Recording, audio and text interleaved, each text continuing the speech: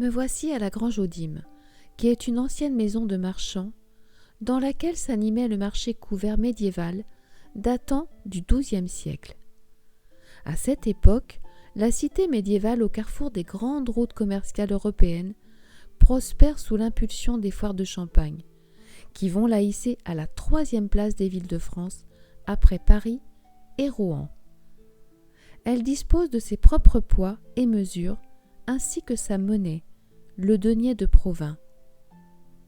La Grange devient au XVIIe siècle une zone d'entrepôt de l'impôt agricole que constituait la dîme, donnant le nom actuel à l'édifice.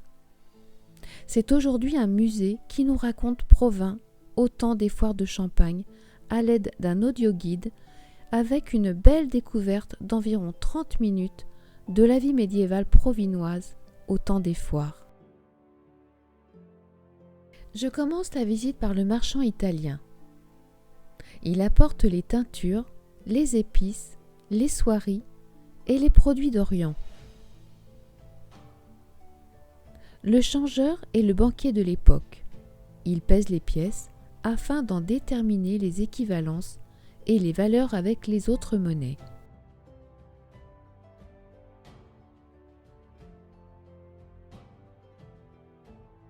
Le marchand flamand, lui, vend des lins, des fourrures et des lainages. L'écrivain public consigne les comptes et actes commerciaux. Il est aussi conciliateur et interprète.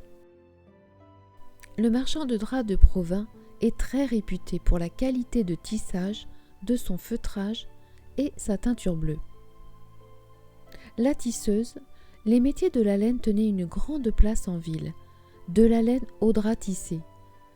Elle porte ici une robe dite à manches dépassées, juste cousue sur le haut de l'épaule, ce qui permettait de les enfiler ou non et de donner de l'aisance au mouvement.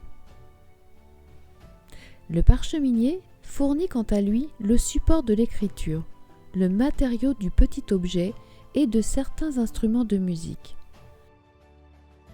Le tailleur de pierre taille et sculpte la pierre sur place. Elle sert à la construction des fortifications et des édifices. Il porte des habits usuels de travailleurs. Le carrier, lui, extrait des moellons de blocs de pierre et du sable des carrières creusées sous le châtel.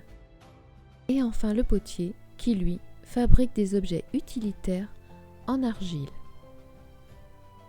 La visite s'achève, une immersion fabuleuse de la vie médiévale.